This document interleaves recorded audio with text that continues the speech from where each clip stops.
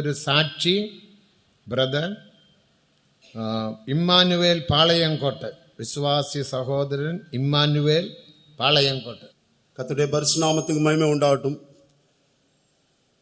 அர்ப்பணம் தூசியமாக அடியனையும் கூட இந்த மதுரை கன்வென்ஷனில் முதல் நாள் கூட்டத்திலே பங்கு பெறவும் தேவ ஜனங்கள் மத்தியிலும் பரிசுத்தவான்கள் மத்தியிலும் சிறு சாட்சியாய் அடியனை தெரிந்து கொண்டபடினால் என் தேவாதி தேவனை நன்றியுள்ளத்தோடு துதிக்கிறேன்.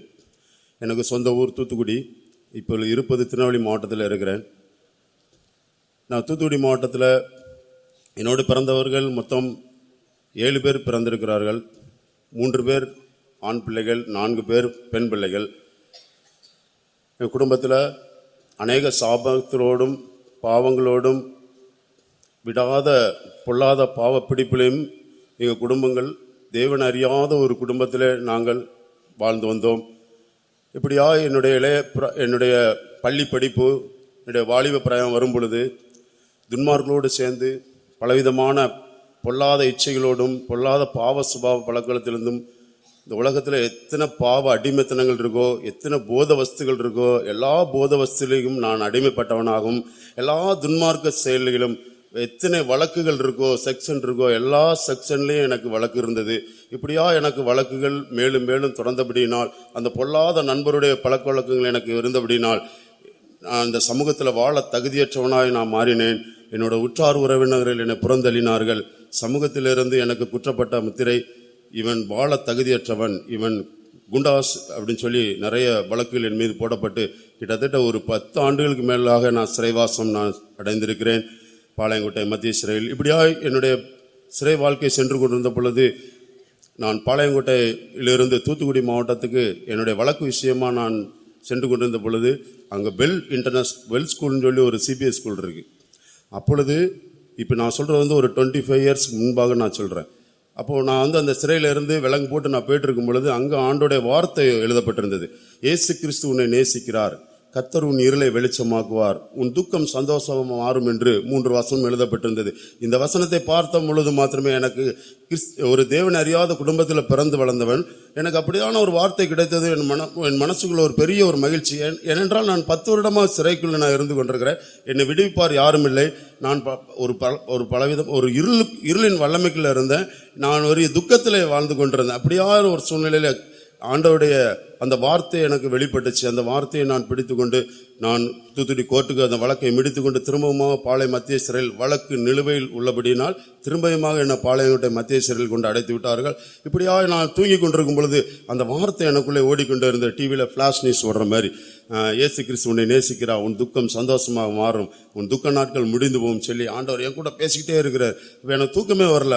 அப்புறம் ஒரு 2 days கழிச்சு வழக்கு விஷயமா போயிருக்கும் பொழுது எனக்கு 4 வழக்குகள் எந்த ஒரு சாட்சியும் இல்லாமல், இந்த கேஸ் சாட்சி சரியாக செல்லுபடியாகாதபடினால் இந்த வழக்கை நாங்கள் தள்ளுபடி செய்கிறோம் சொல்லி நீதிபதி எனக்கு விடுதலை செய்து கொடுத்தார். என் தகப்பன், என் ஆண்டவராக இயேசு கிறிஸ்து எனக்கு நீதிபரராக இருந்து அந்த வழக்கிலிருந்து எனக்கு விடுதலை கொடுத்தார் என்பதை இந்த இடத்துல நான் விசுவாசிக்கிறேன். ஏனென்றால் அப்படியாக அந்த வழக்கில் அவ்வளோ ஒரு சாட்சிகள் இருந்தது, மீள முடியாத ஒரு சாட்சிகள். அப்படியா இருந்த நிலவரத்திலும் கூட தேவன் என்னை பெயிலில், என்னுடைய வீட்டார்கள் என்னை பெயிலில் ஜாமீன் வெளியெடுத்து கொண்டு வந்தார்கள். பிற்பாடு திரேஸ்புரத்தில் இருக்கிறதான அந்த சர்ச்சுக்கு என்னுடைய மூத்த சகோதரி அந்த சர்ச்சில் வெளிவர இருந்தபடினால் அங்கே என்னை அழைத்து கொண்டு போனார்கள். அங்குள்ள பரிசுத்தவான்கள் எனக்கு அநேக தாயை போன்ற ஒரு தந்தையை போன்ற ஒரு அன்பை எனக்கு செலுத்தி இந்த அப்போஸ்தல ஐக்கியத்துக்குள்ளே என்னை மிகவும் கண்காணித்து என்னை அப்படி அரவணைத்து என்னை நடத்தினார்கள். இயேசு கிறிஸ்துவோட திவ்ய சுவாபத்தை அவர்கள் வெளிப்படுத்தின பொழுது எனக்குள்ளே ஒரு மாற்றம் உண்டாகி கொண்டே இருந்தது. இயேசு கிறிஸ்துவின் ரத்தம் சகல பாவங்களையும் கழுவி நம்மளை சுத்திகரிக்கும் என்று அந்த வேத வசனம் எனக்குள்ளேயே ஓடிக்கொண்டிருந்தது. அந்த வார்த்தையும் கூட அந்த பரிசுத்தவான் மூலியமாக எனக்கு அறிவிக்கப்பட்டது.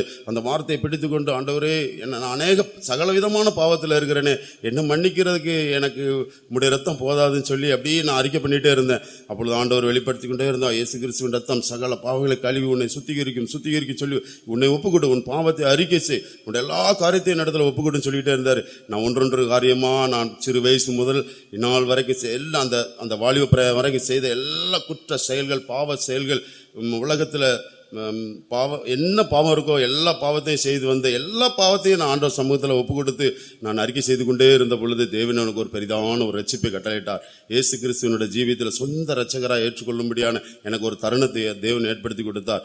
அன்றைக்கு தேவன் என்னை ரட்சித்தார். நான் வடக்கூர் சபைக்கு சென்ற பொழுது அங்கே எனக்கு ஞானஸ்நான சத்தியத்துக்கு கீழ்ப்படியே கர்த்தர் உதவி செய்தார்.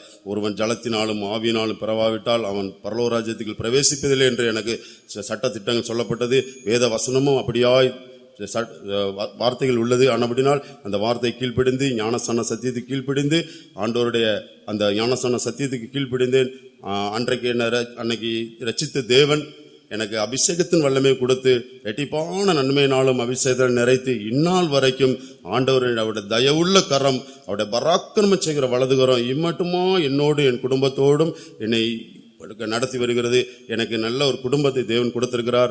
2 பிள்ளைகளை தந்திருக்கிறார். நல்ல ஒரு கம்பெனி ஆரம்பித்து இன்றைக்கு நல்ல ஒரு லேபர்ஸை கொடுத்து ஆண்டவர் என்ன நான் ஆராய்ந்து முடியாத பெரிய காரியங்களை செய்து எண்ணி முடியாத அதிசயங்களை செய்து என் தேவன் சமூகத்தில் வாழ் அப்படின்னு சொல்லி என்னை வாழ வைத்திருக்கிறார். என்னோடு இருக்கிறவர்களால் நிறைய பேர் மாண்டு போய்விட்டார்கள். ஆண்டவர் என்னை இம்மட்டுமா ஜீவன் சுகம் பலன் தெய்வீக ஆரோக்கியத்தோடு கர்த்தர் நடத்தி வருகிறார் என்றால் இந்த அப்போஸ்தல ஐக்கியமும் என் தேவனுடைய மீதான ரட்சிப்பும் தான். இந்த ரட்சிப்புக்கு நான் பாத்திரமானே அல்ல. இயேசு கிறிஸ்து எந்த இருளையும் வெளிச்சமாக்குவார். அவர் எப்பேற்பட்ட மனுஷனையும் அவர் ரட்சித்து வழிநடத்த அவர் வல்லமுள்ள தேவன். இயேசு கிறிஸ்துவின் ரத்தம் சகல பாவங்களையும் கழுவி நம்மளை சுத்திகரிக்கும். குமாரன் விடுதலையாக்கினால் மெய்யாகவே விடுதலையாவீர்கள் என்று சொல்லப்பட்ட வேதவசனத்தின்படி இந்த கூட்டத்தில் யாராக இருப்பினும் அவருடைய சமூகத்தில் இந்த நேரத்தில் ஒப்பு கொடுப்பீர்கள். ஆனால் கர்த்தர் உங்களையும் உங்களுடைய எல்லா நல்லவர்களையும் மாற்றி போட்டு கர்த்தர் ஒரு பெரிய அதிசயங்களே உங்களை நடத்துவார். எனக்கு தந்ததான ரட்சிப்பை தேவன் உங்களுக்கும் தருவார். எனக்கு கொடுத்ததான வெளிச்சத்தை தேவன் உங்களுக்கும் தருவார். எனக்கு தந்ததான நிம்மதி இளைப்பாறுதலை தேவன் உங்களுக்கும் தர அவர் உண்மையுள்ள தேவன் என்பதை இந்த மாலை வேளையில் கூட நான் அறிக்கை செய்கிறேன். கர்த்தருடைய பரிசுத்த நாமத்துக்கு மகிமை உண்டாகட்டும். நேரம் சற்று குறைவா இருக்குவதனால் பரிசுத்தமாய் கீழ்ப்படிந்து என்னுடைய சாட்சியை முடித்துக் கொள்கிறேன். கர்த்தருக்கு ஸ்தோத்திரம். அல்லேலூயா. கர்த்தர் இந்த சகோதரனுக்கு செய்த எல்லா நன்மைகளுக்காய் கர்த்தரை ஸ்தோத்திரிப்போம். ஸ்தோத்திரம், ஸ்தோத்திரம், ஸ்தோத்திரம், ஸ்தோத்திரம், ஸ்தோத்திரம், ஸ்தோத்திரம், ஸ்தோத்திரம்.